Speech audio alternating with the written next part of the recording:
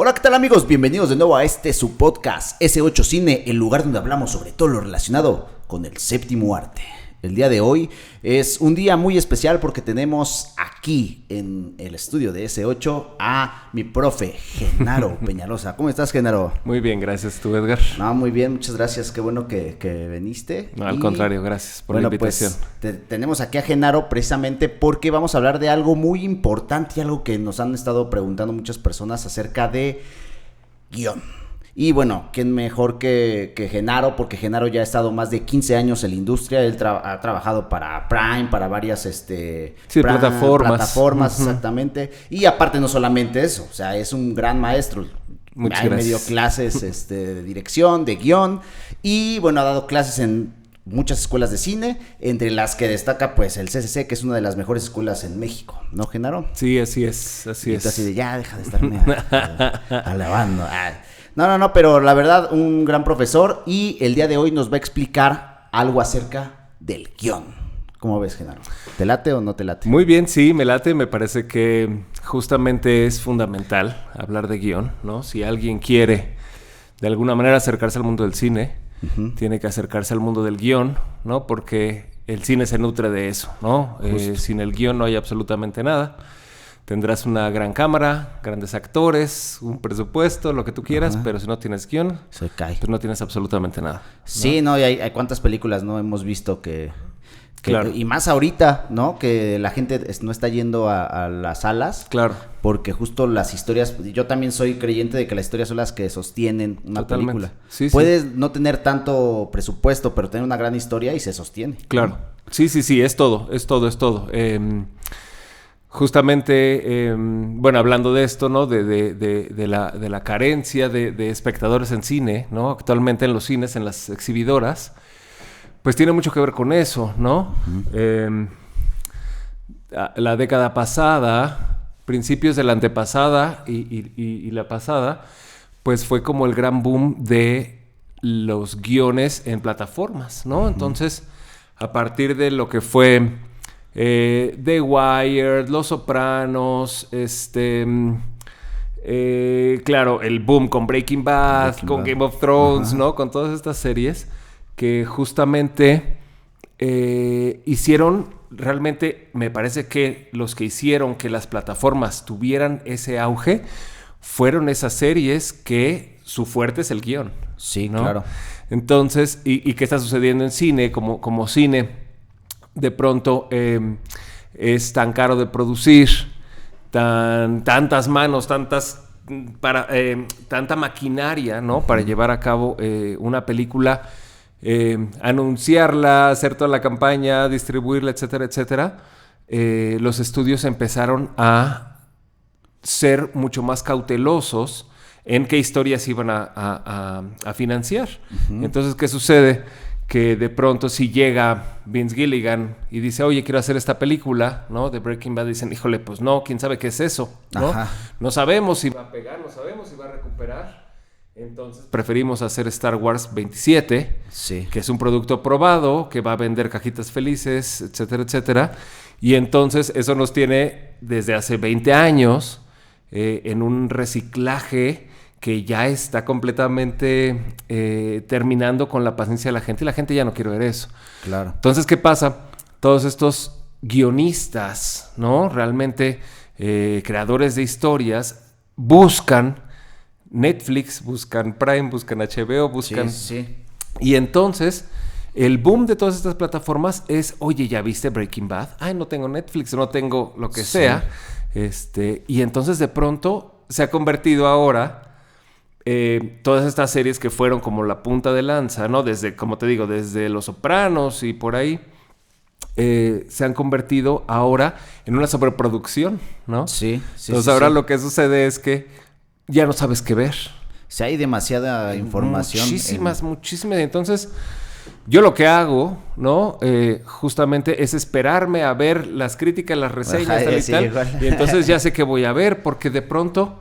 estar ahí sopeando, pues es quién sabe qué me voy a encontrar, ¿no? Y entonces voy a dedicarle 10 horas, 15 horas, 30 horas, ¿no? Algo que no sé si va a valer la pena. Entonces, justamente ahora la gente ya no es tanto Rotten Tomatoes, ya no es tanto, sino ya como creadores de contenido, justo, Sí. ¿no? Que te dicen, oye, tienes que ver esta serie, tienes que ver, y está en Prime, y está en HBO, y está en tal y tal. Y entonces justo eso cimenta esta idea de que el guión no es absolutamente todo, ¿no? Porque eso fue lo que hizo que las plataformas existieran y que estén ahorita como en un declive, yo creo que de ese auge donde hay una sobreproducción y entonces están cayendo en lo mismo, ¿no? Ajá. Pero bueno, el punto era ese. Sí, ¿no? en su momento pasó también, ¿no? Cuando no dejaban, por ejemplo, hacer a los Martin Scorsese o a, no sé, a Francis Ford Coppola, ¿no? Claro. Y era como, no, tienes que hacer películas de tal tipo. Claro. Y ellos querían hacer su Totalmente. padrino, o sea, le pidieron hacer el padrino a Sí, Francis Ford Coppola, lo ¿no? hizo justamente para hacer sus pelis. Ajá, para porque hacer sus dijo, pelis. bueno, a ver, ahora le voy a echar esta, ¿no? Pero hizo una película totalmente diferente a lo que se estaba haciendo, sostenida de cierta manera por el guión. Sí, todos estos, el American Zoetrope, ¿no? Toda esta camada, ¿no? Que justamente lo que hicieron fue eso, ¿no? Los estudios ya estaban reciclándose, ¿no? Ya estaban como en un control total por parte de los ejecutivos, que es lo que está pasando ahorita. Y de pronto llegan todos estos Brian De Palma, Coppola, el mismo George Lucas, ¿no? Incluso como en segunda generación, un poco Spielberg, todos ellos, que vienen con una propuesta diferente y dicen, yo quiero hacer un cine donde yo tenga el control creativo. Claro. Y entonces los estudios, un poco temerosos, pues ahí medio le sueltan un poquito las riendas y justo eso es lo que nos tiene ahora con donde estamos, ¿no? ¿Por qué? Porque de pronto le dan una película que es Tiburón, ¿no? A Steven Spielberg. Y entonces el estudio no confía en Steven Spielberg, ¿no? Porque ha hecho una película por ahí nada más, ¿no? Un par de cositas. Ajá. Y de pronto se convierte en un blockbuster, ¿no? Absoluto. Y los estudios dijeron, ok, vamos a hacer la 2, la 3, la 4. Sí, venga, se baja y se volvió otra vez lo mismo. Y otra vez, ¿no? O sea, Tiburón 2, Tiburón 3, Tiburón 4, ya empiezas, ¿no? Ya. Y lo mismo sucede, ¿no? Como que ellos que fueron como este semillero, ¿no? De pronto, todas las películas que se generaron o todas las ideas que se generaron en esas épocas, que fueron innovadoras y que rompieron y que hicieron estos grandes blockbusters, de pronto ahora son estas mismas películas que han sido ordeñadas al hartazgo, ¿no? Otra vez donde el control creativo la tienen los ejecutivos. Claro. ¿no? Entonces los ejecutivos dicen, los estudios dicen que a los niños les gustan estos juguetes, entonces en tu película tiene que haber ese juguete, ¿no? Sí. Y este tiene que ser así, y ahorita está de moda esto, y tal, y tal, y tal. Y entonces, claro, tienes Star Wars 6, 7, 8, 9, 10. Y ya los niños ya tienen 30, 40. Claro, y entonces ellos pues, dicen, ¿qué es esto? ¿no? Ajá. El mismo CMX, Ajá. ¿no? O sea, como que toda esta camada que de pronto ahorita, justo que está pasando, ¿no? De pronto Apple le dice a Scorsese, los estudios no quieren hacer tu peli, vente para acá. Yo te la hago, ¿no? Sí. Y de pronto los cineastas de esa época pues están acercando a las plataformas justo por lo mismo, ¿no? Pero el problema es el mismo. Mientras el control creativo, es decir, la manera en la que se narra la historia, no esté en manos de los creadores, entonces se convierte en productos desechables. Claro. ¿no? Productos que no tienen una ¿Como autenticidad? Sí, una autenticidad, como no logran convertirse en la cultura pop que sí se logró en los 70s. ¿Por qué? Porque llegaban emocionalmente a lo que la gente estaba respondiendo. Claro. ¿no? Y ahora es el creativo, el ejecutivo, dice, yo sé qué es lo que la gente quiere. Según esta estadística. ¿no? Pasa mucho, y más ahorita que tenemos las plataformas, ¿no? Porque como en las plataformas están todos estos datos de todo lo que vemos, de lo que le damos clic, de lo que nos quedamos más tiempo viendo, ¿no? Claro. Entonces pasa, si no mal recuerdo, House of Cards. Sí. Fue a partir de que Netflix hizo como este estudio de qué actor querían y qué historias. Entonces sabían que les gustaban los dramas políticos y les gustaba Kevin Spacey. Entonces dijo, pues lo sumamos. Claro, y hizo... Total. Pero no siempre lo que la plataforma te arroja es lo que va a pegar. En lo absoluto. Porque si no, no podrías crear historias diferentes. Claro.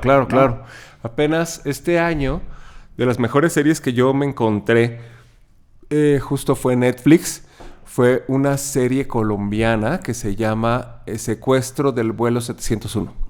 Esa analizamos ¿no? Sí, claro, lo analizamos en clase. Una escenita. Un guión, justo, ¿no? Toda la serie está sostenida por un gran guión.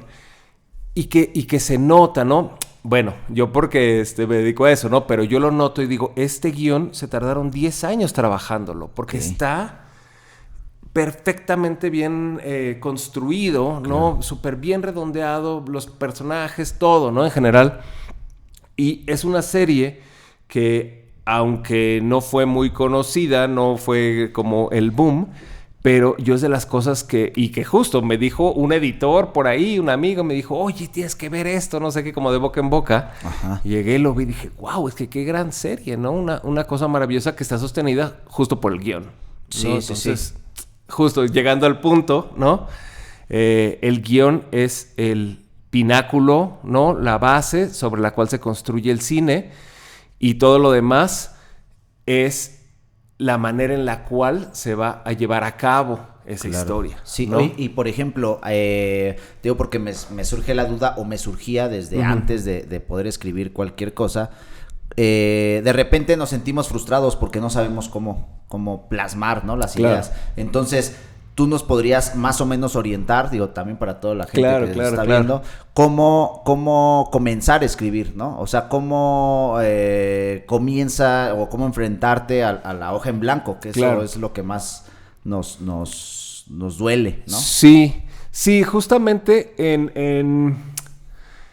yo llevo muchos años dando clases de guión y es verdad eso que dicen, que más bien si tú quieres aprender algo bien, enséñalo, ¿no? Ajá, realmente es una máxima que he vivido en carne propia, ¿no?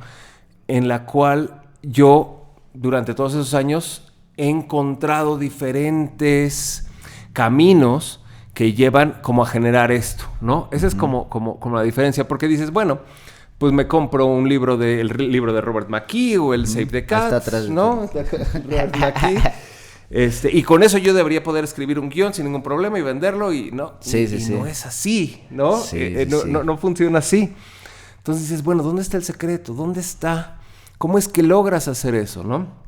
Entonces, de unos años para acá, he estado explorando una idea que tiene que ver justamente con esto, con la emoción que permite que alguien esté interesado en tu historia, ¿no? Ajá.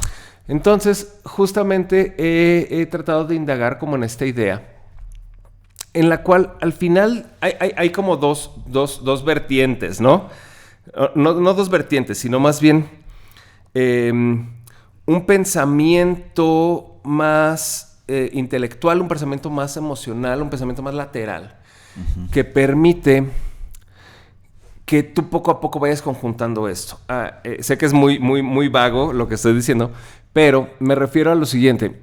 Por un lado, sí es fundamental que aprendas las bases técnicas del guión, ¿no?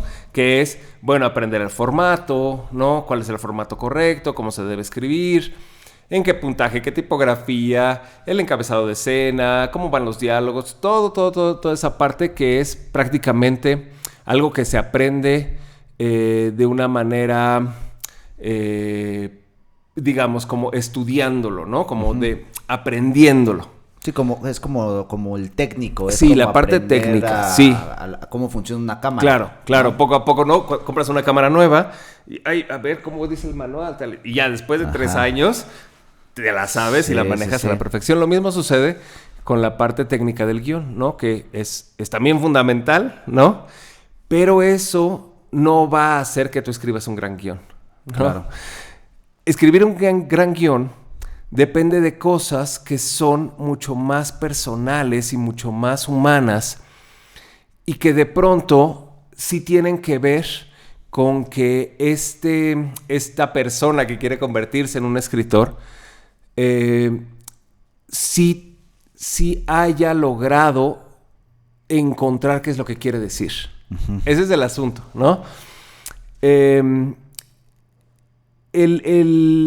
Un poco la parte de cómo logramos que el público le interese lo que yo estoy tratando de decir. Tiene que ver con una cosa muy humana y muy primaria, ¿no? Muy esencial, que es universal, ¿no? Okay. Entonces, he ahí el asunto, ¿no? Si nosotros, aquí que tenemos a los grandes directores, ¿no? Detrás de nosotros, observándonos con una risa sardónica. Justo ellos entendían esto. Ellos entienden esto, ¿no? Que es, si tú ves una película de Alfred Hitchcock, de Agnes Varda, ¿no? ¿Qué sucede? Si tú la ves ahorita, Hitchcock pues dirigió en los 30s, en los 40s, pero tú la ves y sigue funcionando, ¿no? La historia sigue funcionando y sigue emocionándote de la misma manera que emocionó a las audiencias hace 50, 60 años, ¿no? Sí, sí. Y dices, ¿por qué? ¿Qué es lo que sucede ahí? ¿No? ¿Qué es lo que está entendiendo Hitchcock? ¿No? ¿Qué es lo que está entendiendo? Porque Hitchcock, claro, que metía mano en los guiones, ¿no? Muchos guiones eran de él, muchos él los supervisaba, igual que Kubrick, ¿no? Y que tiene que ver con esto, con entender esta cosa primigenia que tiene el ser humano, ¿no? Y esta cosa primigenia que tiene el ser humano es la universalidad que pueden tener las historias. Entonces, lo mismo, ¿no? Si tú ves una película de Akira Kurosawa, dices, bueno, pues es una cultura completamente ajena a la mía, ¿no? En una época completamente ajena a la mía, pero si tú te sientas y la ves, entiendes Trono de Sangre y entiendes Los 7 Samuráis y te emociona y Kiru, ¿no? Lo que tú quieras, ¿no? Entonces, ¿qué está sucediendo ahí?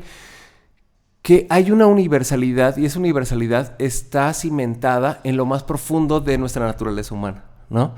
Entonces, esta es la idea que yo he estado como explorando, ¿no? Que es entender que el que tú tengas algo que decir, eso juega a favor de la película, de la historia, porque entonces tú estás conectando con lo más profundo de tu ser.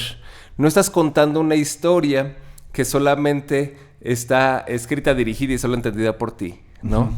Sino que estás logrando tocar fibras que pueden ser palpables para cualquier ser humano de la historia de la humanidad, ¿me explico? Entre más universal logres tú indagar en ti mismo, más emocional va a ser la película que tú estás contando, o la historia que tú estás contando. Sé que es un poco... sí, un poco... ¿Como abrumador? Sí. Y tal cual como un tanto filosófico, pero es justamente lo que se tiene que encontrar, ¿no? Okay. Siempre en las escuelas de cine te dicen, y yo les digo, ¿no? A mis alumnos, vete a vivir la vida. Necesitas vivir la vida. La escuela de cine te va a enseñar, por supuesto, el formato, la estructura, los grandes maestros, cómo filmaba pero eso no va a hacer que salga un alumno que sea un gran cineasta. Claro. ¿No?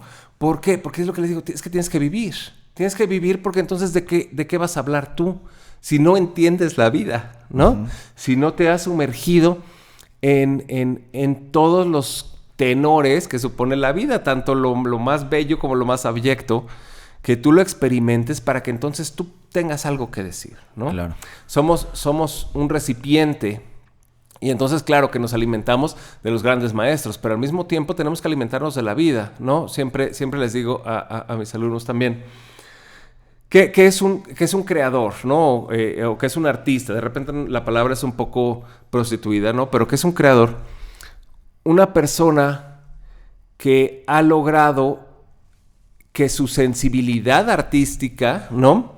sea un gran filtro de todo lo que está sucediendo en su propia existencia, ¿no? Uh-huh. Entonces, todo lo que está a tu alrededor, desde que te peleaste con la novia, que se murió tu abuelo, que tu perro se perdió, que ganaste una beca, lo bueno, lo malo, absolutamente todo. Tú te conviertes en un recipiente y tu construcción humana se encarga de filtrarlo y de que tú puedas tener algo que decir sobre eso, ¿no? Entonces, justamente es ahí donde surgen los grandes contadores de historias, porque tienen una manera tan particular de filtrar todo esto que cuando lo dicen de una manera única. Sí, sí, sí. De una manera única y que al mismo tiempo es completamente palpable para ti, simple mortal en Ciudad de México, o alguien en Hong Kong, o alguien en África, ¿no? Y digas, es que justo eso es lo que yo siento. Sí, justo es como lo que dices de la universalidad, ¿no? Porque cualquier historia contada desde el punto de vista de un ser humano, ¿no? Claro, es entendida a nivel emocional por otro ser humano, claro, ¿no? Porque las emociones son igual las claro, que tienen totalmente. En Sí, China sí, sí, a los que tenemos aquí, totalmente, ¿no? El otro día estábamos hablando acerca en una clase que tenía de dirección sobre si podríamos hablar acerca de cosas que nos han pasado a nosotros o no, o si nosotros somos la persona, ¿no? Por ponerte un ejemplo. Claro. Yo puedo hablar acerca de un extraterrestre, y es como, y algunos decían, no, pues no, porque no eres extraterrestre, y es como, no, pues no se trata del ser el extraterrestre, sino cómo tú, desde tu punto de vista, cuentas una problemática o un conflicto el cual se vuelve humano. Totalmente. Por eso es que funciona, no sé, Sí, encuentros cercanos. Sí, justo. ¿Cómo se llama? E.T. Todos los que hablan de sí, extraterrestres. Sí. Porque al final de cuentas los empezamos a entender como con estas emociones humanas. Claro. ¿no? Claro, al final del día es maravilloso. Por ejemplo, E.T. no habla de un extraterrestre. Ajá. Realmente. El extraterrestre es el pretexto para contar la soledad que tiene un niño. Sí, sí, sí. Y la soledad que tiene un niño es algo que todos de niños, de una forma u otra, hemos experimentado. Claro. Entonces, claro, ves la película y dices, ay, pobre niño, está muy solo. Pero entonces llega su amigo. ¿Qué es lo que hace que la película sea interesante? Su amigo es un extraterrestre. Y entonces dices, quiero ver eso. Sí, sí, sí. ¿No? A mí me pasa esto. O sea, de repente, a mí las historias que más me gustan son... Y justamente esto lo analicé en clase contigo. O sea, ahí fue cuando me cayó porque de repente uno observa películas, trata de analizar las historias... y más cuando te gusta este asunto, pues dices, ¿por qué? ¿Cómo es que Hitchcock me logró impactar? ¿O cómo me emocionó solo con ciertos planos o con ciertas luces o con cierto diálogo, ¿no? Claro. Entonces, de repente en la clase contigo me doy cuenta de estas cuestiones del conflicto que tienen que ver de cierta forma con lo técnico que mencionabas, ¿no? Pero... el conflicto abordado desde hay conflicto interno y el conflicto externo, ¿no? Claro. De repente me di cuenta que el conflicto externo es aquello que es lo que mencionas. Claro. ¿Cómo lo vas a mostrar? Claro, totalmente. ¿no? Esta cuestión de un niño tiene un conflicto, el cual su amigo es un extraterrestre y bla, bla. Pero el conflicto interno es el que nos hace emocionar. Totalmente. Y nosotros no nos damos cuenta de eso. Y eso está bien chido. Ese es lo maravilloso de esto, ¿no? Ajá. Entender esto, ¿no? Y el conflicto interno siempre será un conflicto humano, Ajá. ¿no? El conflicto externo es lo que te va a hacer vender palomitas. Ajá, ¿no? sí, es lo que hace que te interese. Exacto. En términos de ahora este mundo viral y esto, ¿no? Es como la viralidad, ¿no? Claro. Esta cuestión del conflicto externo es la viralidad y el conflicto interno es lo que cuando te acerca te da el valor, ¿no? Exacto. Porque esta cuestión que te hace sentir, ¿por qué es que nos emocionó ver una película donde había un chingo de dimensiones y de cosas temporales? Claro. Y como es todo en todas partes al mismo tiempo. Sí. Y de repente cuando ves a dos piedras hablando te pones a llorar y dices, es que el conflicto interno está ahí. Totalmente. Muy fuerte y es lo que sostiene la película, ¿no? Claro. Y eso justamente me di cuenta cuando dije, ya sé por qué me gustan este tipo de películas. Sí, es como justo... Y te digo que es un proceso, ¿no? Puedes leer todos los libros de guión, pero tienes que darte cuenta, como que tiene que haber un cambio de switch, ¿no? Donde digas, ok, ya entendí qué es lo que está sucediendo, ¿no? Entonces, un poco retomando la pregunta, ¿no? Lo que, digamos, mi clase como ha evolucionado durante todos estos años y de pronto he llegado a esta conclusión, o digo, no, es que justamente lo que tenemos que indagar es en una mesa de conflictos, ¿no? Y entonces entender cuál es el conflicto tuyo, Edgar, ¿no? ¿Qué es lo que no te deja dormir por las noches? ¿Qué es lo que siempre te has preguntado desde que tienes 6 años? Y que es una cosa completamente humana que va más allá de tu circunstancia, que sí puede ser a veces ajena, ¿no? Y entonces de repente dices, ay, ¿por qué no funcionó mi película? Ah, pues porque justamente te fuiste a algo que era completamente local, completamente circunstancial, y no indagaste qué es lo que hay detrás de ello, ¿no?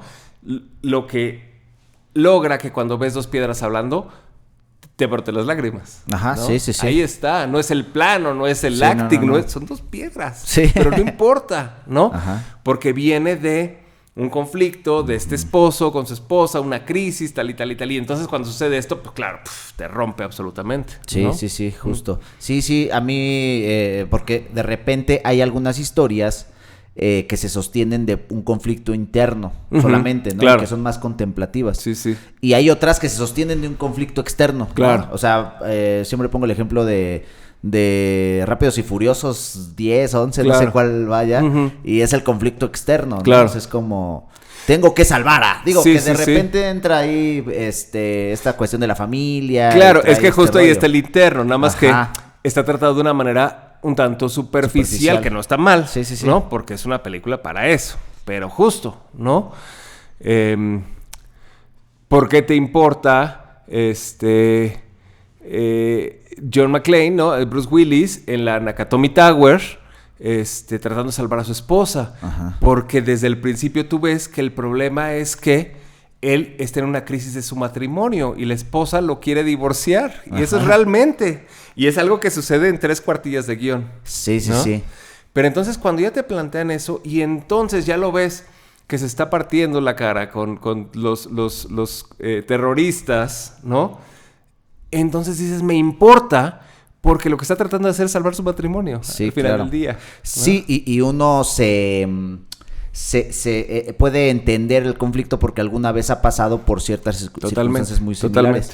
Nos pasó, me acuerdo que también en clase analizamos el principio de Op. Ajá, sí, Y no claro. manches, ese principio de Op dura, ¿qué durará? Sí, 3 minutos. 3 minutos, Sí, no sé, pero no hay forma de que no llores viendo ese principio Claro. de Op. O sea, me acuerdo Claro. que esa vez lo estábamos viendo y prendes la luz y todo así. sí. Porque aunque lo estábamos viendo para analizarla, cuando una historia está bien contada, Claro. no hay forma de evadirla, ¿no? No Claro. hay forma de con quién estaba justo con Francisco Vargas. Ajá. Él me da clase de dirección. Ujú. Y él nos decía que cuando la historia está buena, o sea, cuando realmente el conflicto y la narrativa te está llevando, se puede meter el boom y tú le dices, quítame el boom, que quiero seguir viendo esto. Claro. Porque la historia sostiene cualquier error que pueda haber de fotografía, de luz, de audio, ¿no? Sí, justamente ahí está todo, ¿no? Y si analizamos, por ejemplo, las óperas primas de algunos grandes directores, pues nos damos cuenta de eso. Generalmente la ópera prima, pues es con muy poco presupuesto, con actores desconocidos, con una cámara ahí prestada, qué sé yo. Y de pronto entiendes el poder que tiene el narrador porque está justo tan conectado con lo emocional, con lo humano, que entonces... ¡pum! Funciona, ¿no? Como Clerks, ¿no? Kevin Smith. Kevin Smith dice, en vez de pagar la escuela de cine, mejor me voy a gastar mi dinerito y voy a hacer esta peli. Y le dijeron, oye, pero la corrección de color y eso no nos alcanza, pues hagámosla en blanco y negro, ¿no? Como todos estos aspectos técnicos. Pero al final del día, lo que sostiene Clerks y lo que hace que en Cannes le den una ovación, ¿no? A una película, pues, completamente ajena a Cannes, ¿no? Claro. Es justamente la historia que emocionalmente se conecta tan bien con los conflictos de los personajes. Y son conflictos que justamente, ¿no? Les decía, bueno, ninguno de nosotros es un anciano gringo que trabaja en un zoológico vendiendo globos, pero no importa porque la empatía humana te permite ponerte en los zapatos del personaje y entonces que tú sientas el dolor que él siente al morir su esposa, ¿no? Okay. Y entonces dice, bueno, pero yo no me he casado, no he muerto, no importa. El llegar a esta raíz humana te permite ser empático y entonces que te interese lo que le está pasando al señor Fredricksen, ¿no? Y sí, así. Sí. ¿No? Sí, entonces lo más importante, digo, para más o menos como ir agarrándole las pepitas. Claro. Es el conflicto. O sea, el conflicto en encontrar, porque de repente, por ejemplo, a mí me pasa que empiezo a escribir y digo, esta historia está bien buena, ¿no? Claro. Y empiezo a escribir. Y de repente es como, oye, pero ¿qué está pasando? ¿No? Total. Y de repente se convierte en esta cuestión que es como una anécdota, ¿no? A diferencia de que estés contando una historia que tenga como una estructura que sea más interesante. Claro. Entonces, ¿tú qué recomiendas hacer a la gente o a la gente que quiere estudiar, como escribir guión? Claro. Sí, justamente. Para darse cuenta de este tipo de cosas que a mí me pasa muy claro. seguido. Sí, yo creo que, como te decía, ¿no? Hay como dos caminos que tienen que irse entrelazando, ¿no? Para que se logre esto. Y esos dos caminos es entender la parte técnica, ¿no? Y tenerla súper bien aprendida con H intermedia, ¿no? Como hecha propia. Y al mismo tiempo indagar de manera muy honesta a quién eres tú y qué es lo que tú estás diciendo y por qué tiene valor lo que tú quieres decirme, ¿no? Entonces, si las empiezas a trenzar y empiezas a entenderlas, creo que es el momento donde las historias empiezan a funcionar, donde empiezan a dejar de ser anécdotas y se convierten en historias per se y que justo hay una cita muy curiosa que dice Paul Schrader, ¿no? Que es el guionista de Taxi Driver, que le dicen, oye, ¿cómo sé si mi historia está jalando? No sé qué te dice. Te voy a decir un tip que yo hago. Agarra a tu mejor amigo y llévatelo al bar. Dile, oye, vamos a echar unas chelas, ¿no? Y estando en el bar, empieza a contar tu historia. Y cuando vayas a la mitad de la historia, dile, perdón, déjame ir al baño, ahorita vengo. Te paras al baño, regresas y cuando regreses, cambia el tema completamente y empieza a hablar de otra cosa, de política, de tus hijos, de lo que tú quieras. Si la otra persona continúa este nuevo tema, no tienes una historia. Si la otra persona te dice, oye, espérame, pero me estás contando esto, ok, tienes una historia. ¿Por qué? Porque justamente tiene toda la razón, ¿no? En cuanto a que yo pueda conectar contigo como ser humano, ¿no? En temas humanamente universales, entonces yo voy a estar interesado en qué es lo que va a pasar, ¿no? Okay. Si no estoy logrando eso, si estoy contando una anécdota, entonces una anécdota es completamente desechable, ¿no? Es algo que yo te puedo contar ahorita, oye, ¿qué crees? Ahorita venía en el metro y de pronto una señora se enojó porque no le cedían el asiento y tal. Y me puedes decir, claro, por tu empatía y por conocerme, puedes decir, órale, qué cagado, o qué chistoso lo que pasó. Pero tú no es algo que le vayas a repetir a alguien más. Oye, ¿qué crees que me contaron? Es una historia que va directo a tu papelera de reciclaje, ¿no? Y que no va a ser una historia que en 10 años vas a acordar. Me acuerdo que una vez me contaron esta historia en lo absoluto. Esa es una anécdota. Una historia lo que logra es sí tocarte esas fibras en donde tú la repitas y la emules y que justamente cuando somos niños eso sucede, ¿no? Yo me acuerdo, yo veía, ya no sé si te tocó, pero yo veía los Thundercats, ¿no? Entonces veía el nuevo capítulo de los Thundercats en el Canal 5 y terminaba el capítulo y lo primero que hacía era agarrar mi espada del mercado de esa que tiene rebabas y te cortan, ¿no? A emular lo que había yo visto, ¿no? Y a reproducir de una forma u otra el capítulo que había yo visto para revivir esas emociones, ¿no? Que estaban ahí. ¿Y qué es lo que hacen que una película sea exitosa, ¿no? ¿Qué pasa? Que el público dice, es que claro, es que no es que yo sea él, pero entiendo lo que está pensando, lo que está sintiendo, me reflejo,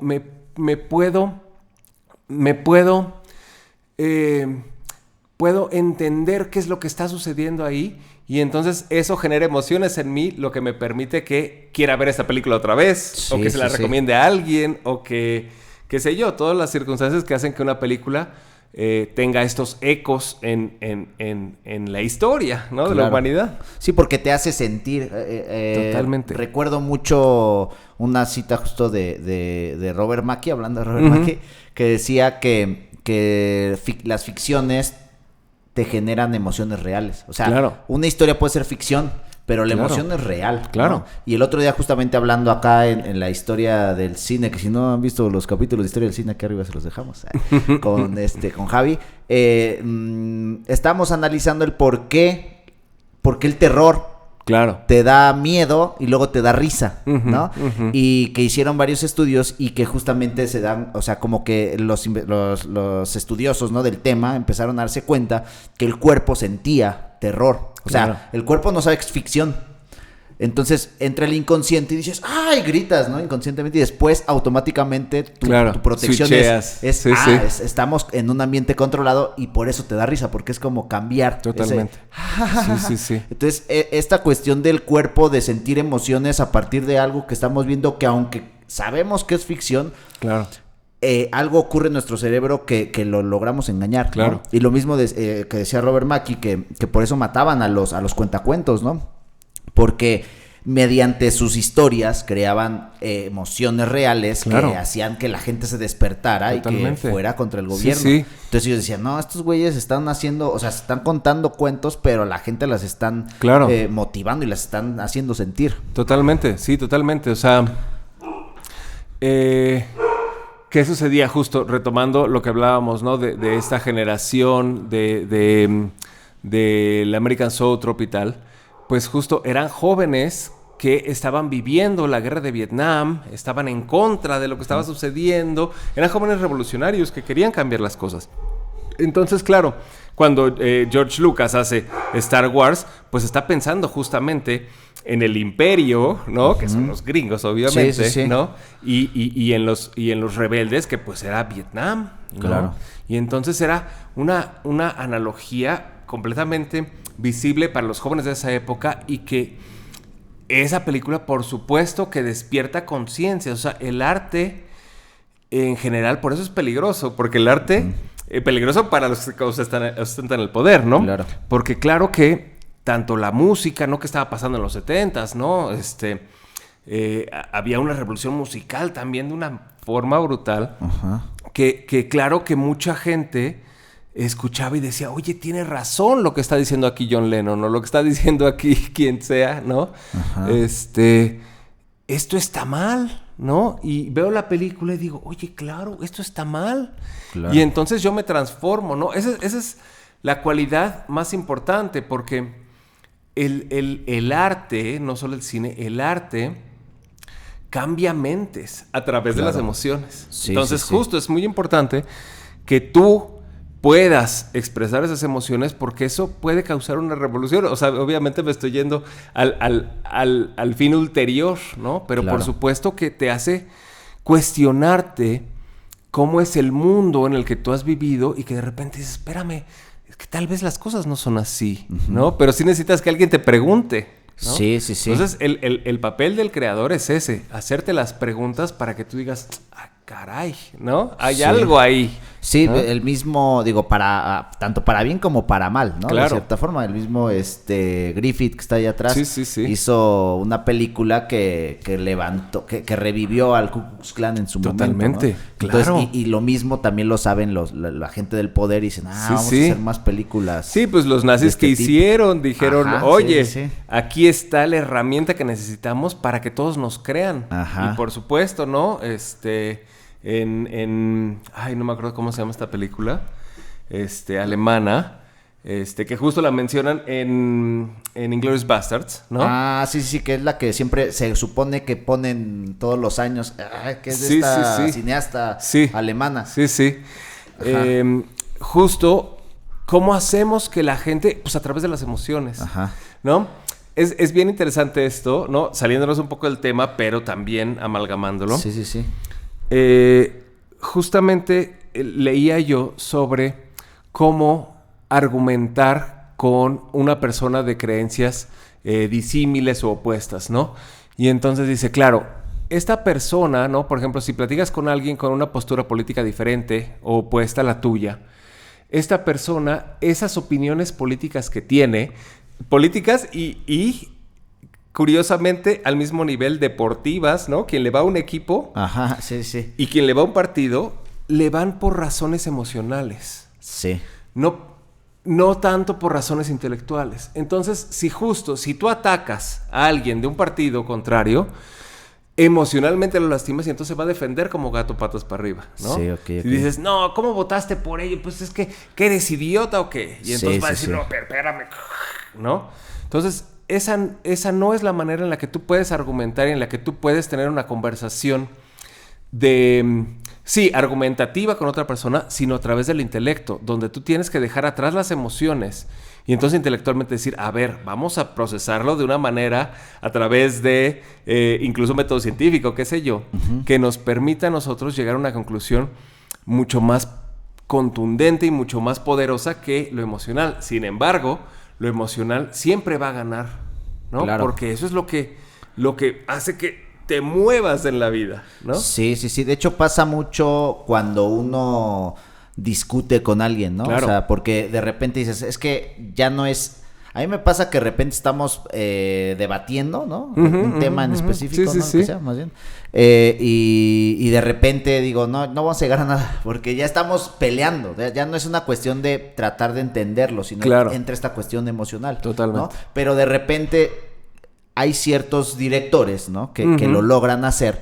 Y es por eso que uno de repente dice, no, pues es que Thanos sí tenía razón, ¿no? Claro. El villano Claro, sí tenía razón. claro. Porque tiene que ver esto. Totalmente. Entonces entran como por la parte emocional, como mencionas, pero también intelectual. Sí, como, a ver, entiende el porqué. Exacto. O sea, este güey nos quiere matar a todos y tú estás dentro de ese grupo. Claro.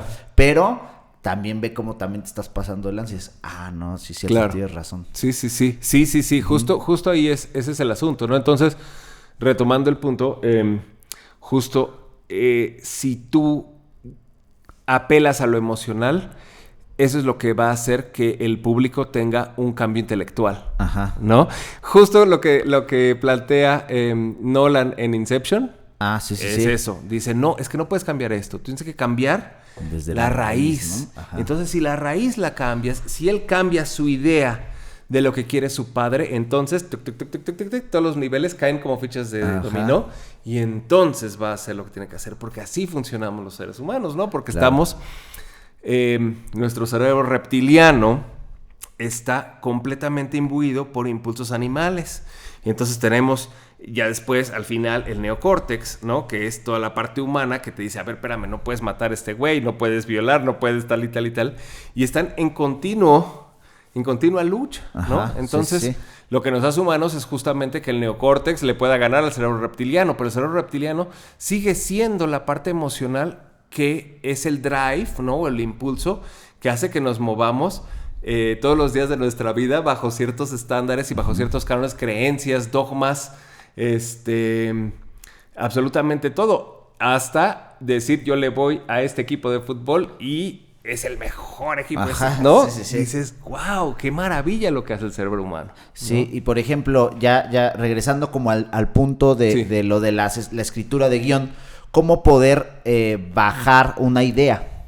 Claro. ¿No? O sea, por ejemplo, yo tengo la idea de escribir, porque regularmente, así como recuerdo cómo se me vienen las ideas, es como, estaría bien bueno hablar acerca de viajes en el tiempo, ¿no? Y se me ocurre que mi profesor esté estudiando los viajes en el tiempo y de repente regrese en el tiempo y se ve a sí mismo estudiando el viaje en el tiempo. Y así es como bueno, al menos como funciona mi cerebro de cómo empieza a escribir historias, ¿no? Sí. ¿Tú cómo podrías o qué me recomendarías si este fuera mi caso? Sí, es fundamental. Siempre a mis alumnos siempre los insto a justamente que se conviertan en filósofos, ¿no? En filósofos no me refiero a que estudien la filosofía, sino que sean amantes del conocimiento, ¿no? Entonces, ser amante del conocimiento te va a permitir tener un bagaje cultural de tantos temas y tantas circunstancias que cuando tú lo necesites como quiero escribir viajes en el tiempo, que tengas una idea de qué supone un viaje en el tiempo, ¿no? Y entonces eso es lo que lo va a hacer verosímil. Y si no lo tienes, entonces estudiarlo, ¿no? Porque justamente lo que han hecho los guionistas o directores que han hablado de viajes en el tiempo es que se han metido a estudiar cómo funciona esto y cuáles son cuáles serían las reglas, porque claro, el viaje en el tiempo es una cosa completamente hipotética, no sé ni siquiera teórica, ¿no? Hipotética, sí. ¿No? Pero que entonces debería estar determinado por ciertas reglas. Entonces, si tú como guionista vas a crear una historia de viajes en el tiempo, entonces decía Hermann Hesse, ¿no? Quien quiera, ¿cómo era la cita? Tienes que romper un mundo, ¿no? Para nacer tienes que romper un mundo. Entonces, ¿qué significa esto? Tú cuando creas un guión, te conviertes prácticamente en un dios creador, ¿no? Entonces, ser un dios creador supone que tú crees las leyes de la física, de la química, de la biología, de la sociedad, de la psicología, etcétera, etcétera, etcétera, para que ese mundo viva y ese mundo exista, ¿no? Entonces te voy a decir, te voy a contar una película donde hay otro planeta, donde hay carros que se hacen robots, no sé qué, dices, ok, a ver, eso no tiene ningún sentido, ¿no? Dime las reglas de ese mundo. Sí. Y si tú como creador tienes bien claras esas reglas, entonces puedes hacer Transformers y entonces Transformers lo ves y dices, mira, es plausible, te la compro, ¿no? Entonces, justo, ¿quieres hablar de viajes en el tiempo? Ok, tienes que crear el mundo, este mundo donde los viajes en el tiempo son plausibles. Y entonces, ¿cuáles son las reglas, no?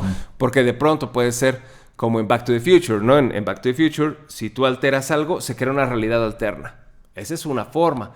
La otra es no puedes cambiar nada porque el destino ya está dicho. Entonces, por más que intentes, como en La máquina del tiempo de Wells, ¿no? En La máquina del tiempo, por más que hiciera este personaje tratar de salvar a su novia, nunca lo iba a lograr porque el destino era inamovible. Claro. Entonces es otra manera de entender el viaje en el tiempo. O como Inception, ¿no?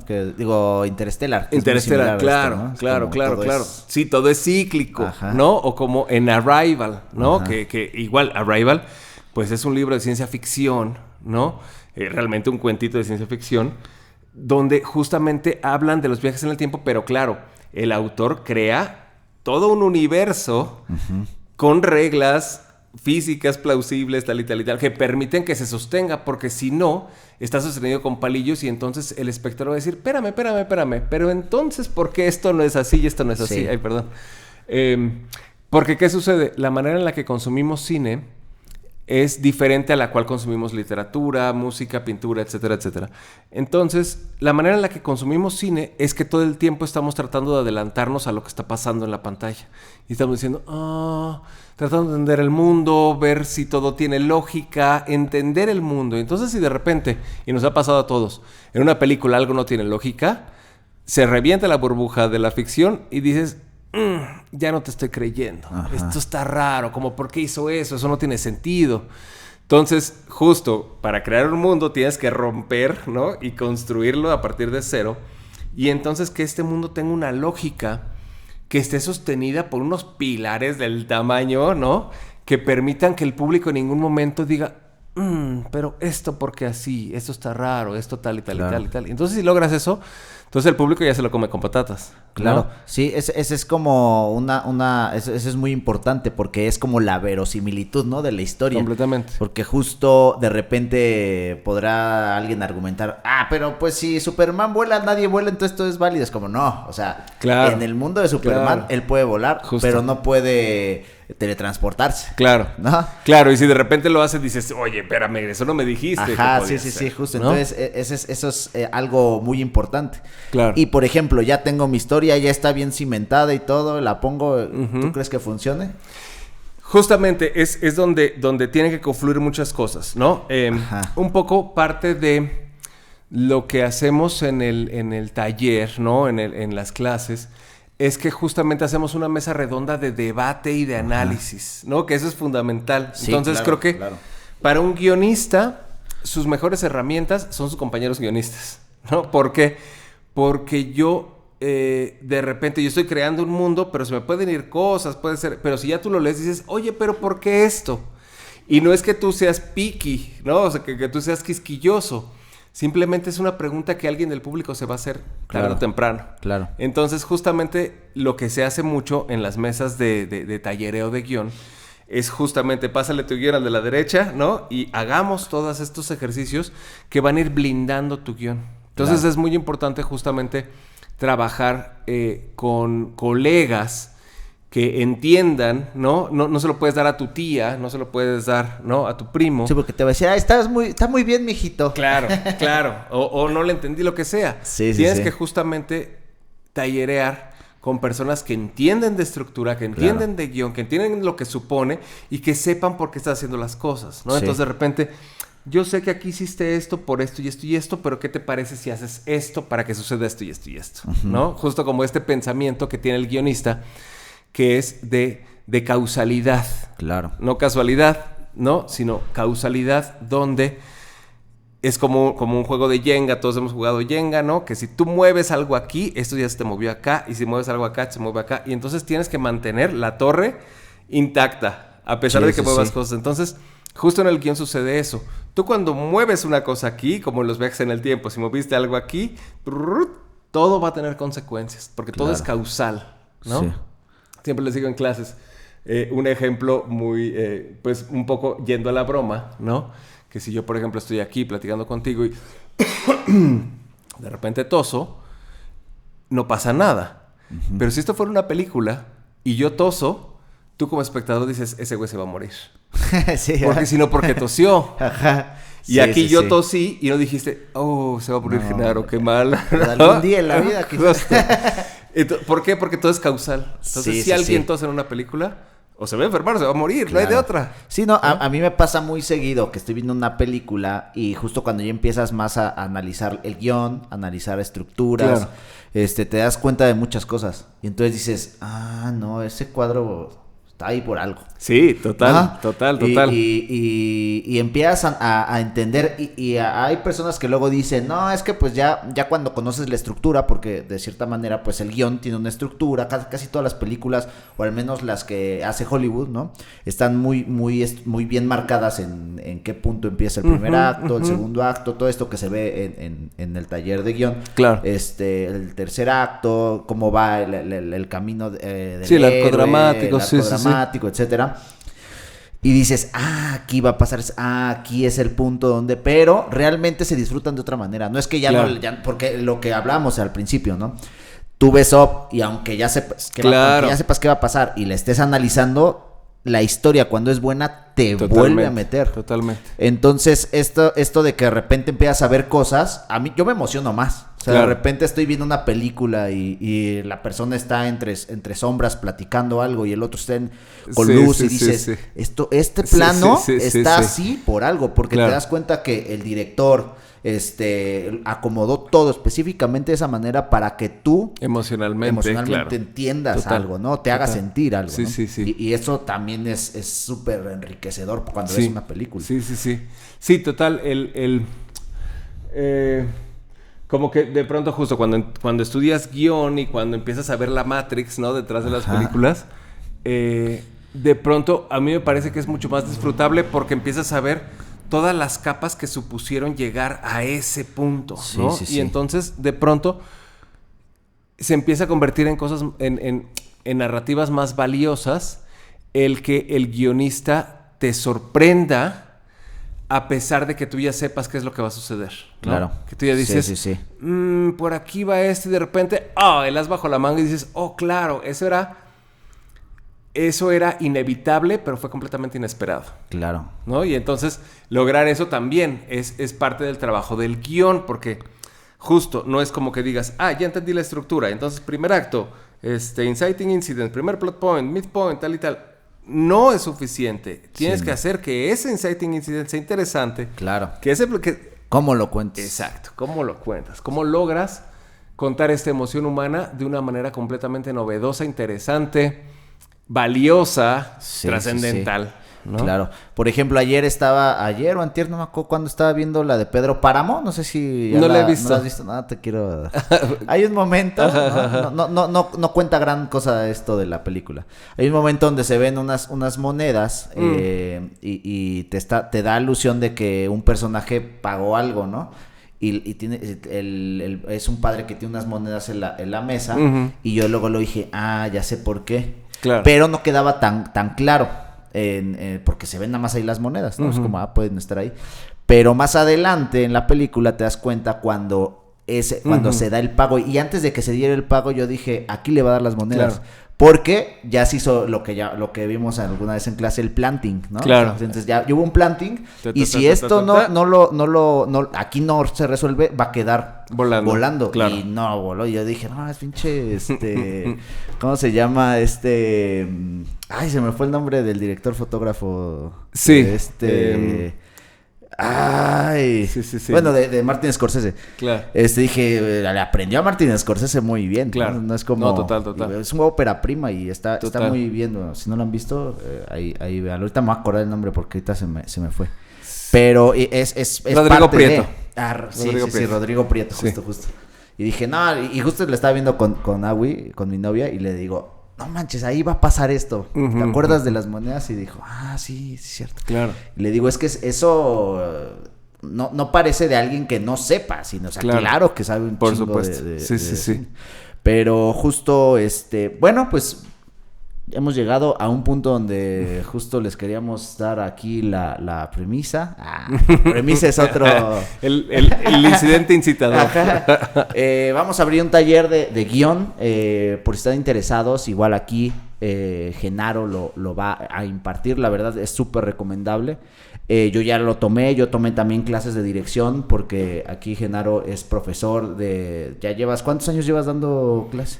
Híjole, igual como 15 años, yo creo, de dirección, de guión y de montaje, ¿no? Super. Que son... Sí.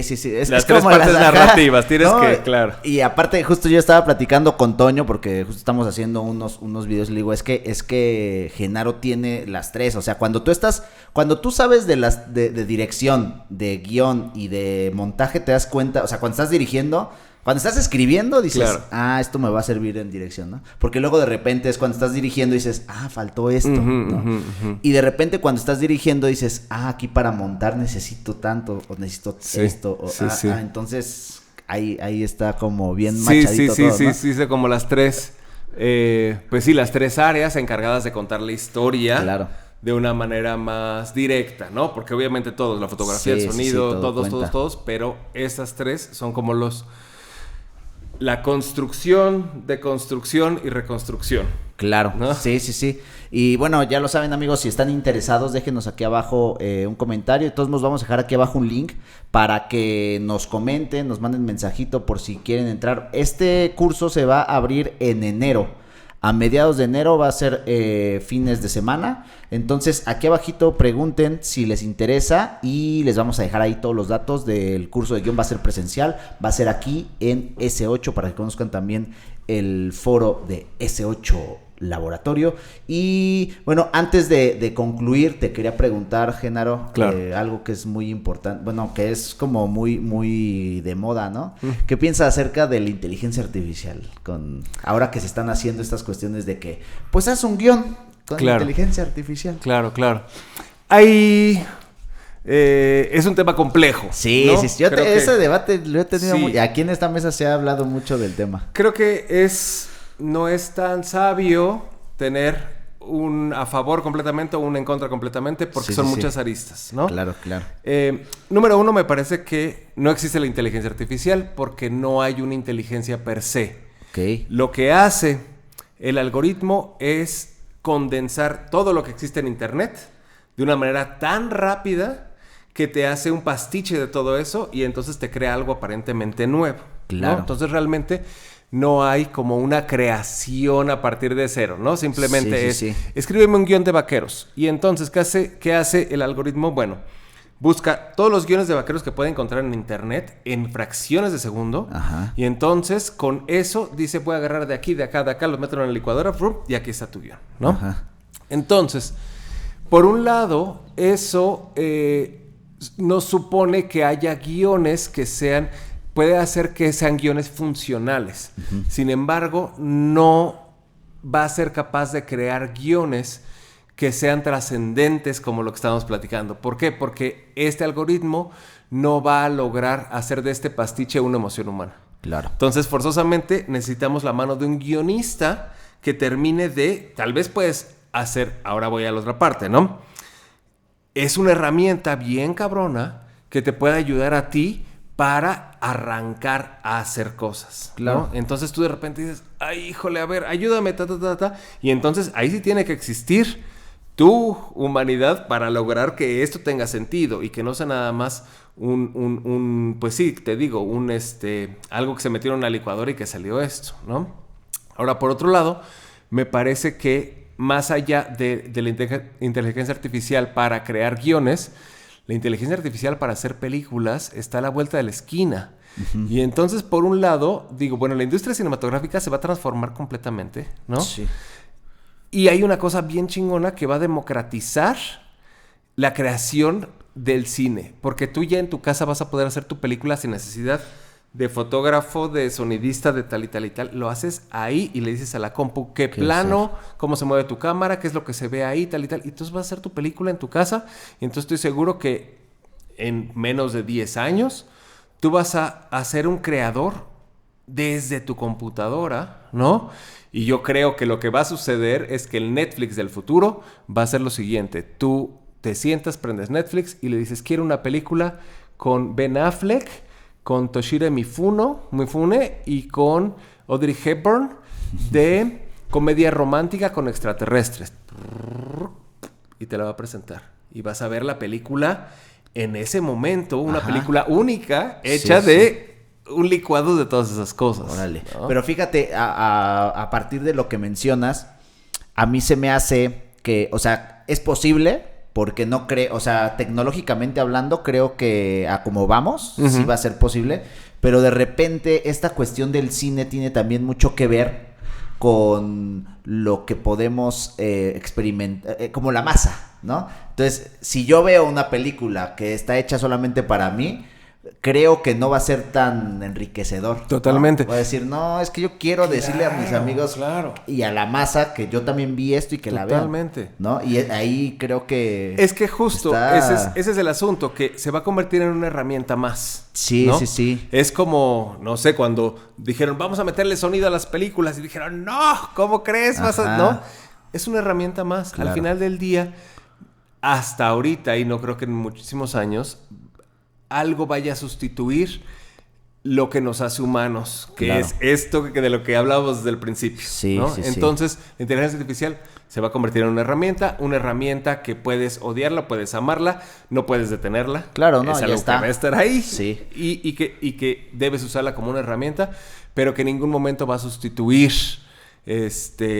lo que un ser humano puede transmitir emocionalmente. Claro, yo lo que decía, porque justo con uno de los socios de aquí del canal, que es Toño, el que te comentaba hace rato, siempre tenemos esta discusión porque él es amante de la inteligencia artificial. Y yo le menciono que el tema aquí es que se convierte como un tipo Matrix, ¿no? O sea, esta cuestión de las máquinas o la inteligencia artificial creando emociones o creando historias para emocionarnos que no vienen de un ser humano como tal, ¿no? No es que esté mal porque como producto funciona, pero si pensamos el por qué un cineasta o un director o un guionista hace una película, tiene mucho que ver con lo que siente, como lo que estábamos hablando hace ratito, ¿no? Que estamos viviendo en el momento y tenemos esta necesidad de sacarlo, ¿no? Claro. Y por eso creamos. Claro. Pero si esta necesidad se convierte en un producto, entonces no importa que haya un ser humano detrás, lo que importa es que se haga el producto. Entonces ahí sí. Y creo que pasa hoy en día con la música, no tanto, porque sigue habiendo alguien atrás, ¿no? Como un Bizarrap, por poner un ejemplo, que él en su computadora puede hacer un beat, sacar una rola, pero sigue siendo él el que controla, ¿no? Pero ya cuando eso se deja de lado... Sí, justo ya hay artistas en las plataformas que son completamente hechos con inteligencia artificial. Ajá. ¿No? Y hay artistas que ya, pues ya solamente pones el algoritmo y tal, pero justo se convierte en esto, en un producto estéril, ¿no? En un producto que puede ser divertido, que puede ser entretenido, que puede ser funcional, pero que termina siendo estéril. Claro. Entonces, justo siempre va a hacer falta esto, porque, te digo, la inteligencia artificial no crea nada. Nada, solamente plagia, porque es eso, es un plagio, ¿no? Donde va a agarrar de 5,000 guiones y los va a meter todos en una cajita para hacerlo funcional. Y entonces tú le dices, no, mira el plot point más para acá, más para allá, tal y tal. Entonces creo que es una herramienta, pero que no tiene la capacidad, todavía en muchísimos años, de que sustituya a un ser humano, porque justo lo que te digo desde el principio, no hay inteligencia realmente. Claro, ¿no? Sí, es una mezcla de todo. Solamente es eso, ¿no? Sí. Es un motor de búsqueda tan veloz que logra que en segundos te pueda hacer una pintura, una imagen, un guión, pero al final del día no va a sustituir jamás esto, ¿no? Lo que hablamos, que es lo que tú tienes que decir, ¿no? Claro. Sí, a mí, por ejemplo, lo que sí me funcionó, digo, hablando de esta cuestión del guión y de lo que mencionábamos hace ratito de la hoja en blanco, que de repente eso es lo que nos tiene así como de, oye, ¿ahora qué escribo? Ya estoy aquí, no sé ni qué poner, ¿no? La primera palabra. A mí me pasó esto que te estaba diciendo, hay una historia de ciencia ficción donde esto se trate, lo escribí y me mandó como 3, 4 ideas. Y cuando las empecé a leer, se me empezaron a ocurrir cosas. Totalmente. Es una herramienta. Bueno. Y de ahí ya empiezas. Y está genial. Es una herramienta que sustituye un poco el contacto humano, ¿no? Porque justo ahí no tengo a quien preguntarlo, a quien picharle, pues a ver tú. Ajá. ¿no? Y entonces, pero es una herramienta, no más allá. No más allá. Sí, ¿no? sí funciona en ese caso. Sí. Pero pues muchas gracias, Genaro Gres. No, al contrario, gracias por invitarme. Aquí y no sé, algo más que quieras platicarles, decirles algo acerca del taller, saber qué es lo que se verá en el taller y no sé si quieras dar tus redes sociales o qué tan activo estés, no sé, en redes sociales. Digo, yo sé que tú andas en la vida real, no tanto en Sí, bueno, justamente a todos los que estén interesados, los que quieran, no es para... O sea, yo creo que el público al que queremos llegar es justamente gente interesada en escribir, ¿no? Puede ser que ya hayas escrito algunos guiones, que ya tengas muy bien planchada como toda la parte teórica, incluso que ya seas un guionista o que si vienes completamente de cero, creo que lo importante es justamente lograr esta sinergia donde encontremos nuevas preguntas a lo que es escribir, crear algo, ¿no? Al final del día no hay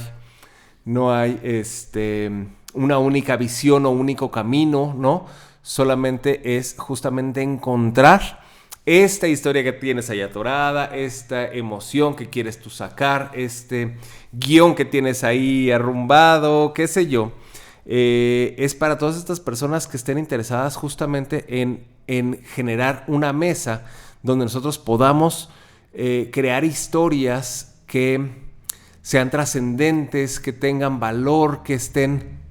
Que tú te sientas conforme con ellas, porque siempre terminamos de escribir y dices, es que no sé si esto es lo que es, ¿no? Entonces justamente este taller lo que busca es cimentar eso para que entonces tu carrera de guionista despegue, ¿no? Como que es muy importante, más allá de leer, como les decía, toda la bibliografía de guión que existe, más bien cimentar lo que significa ser un guionista para que entonces tu carrera empiece a moverse hacia adelante, ¿no? Mis redes sociales, bueno, en Instagram me encuentra como @YinYudico, si quieres ahí lo pones, ¿no? Porque es un poquito complicado. Creo que ahí pues posteo algunas cosas, ¿no? De repente que algún cortometraje que se movió por aquí y por allá, alguna serie que edité, qué sé yo, como que puede ayudar como a tener una idea de quién soy yo, qué es lo que hago, comparto muchísimas cosas sobre cine, ¿no? Sobre guión, sobre cosas así, entonces también funciona bastante bien por ahí.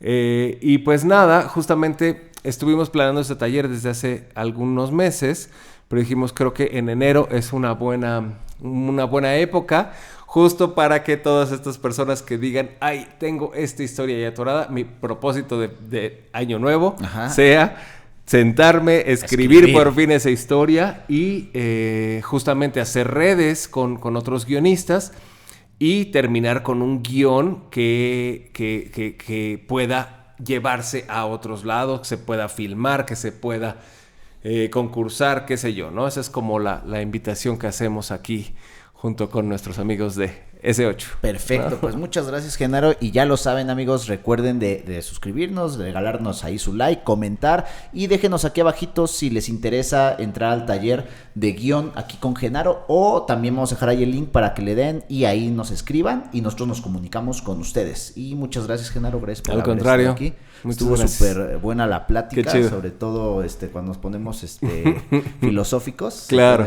Bueno, y son las historias que valen la pena, ¿no? Totalmente. Entonces, muchas gracias, amigos, gracias por todo. Nos vemos en la siguiente. Cambio y fuera.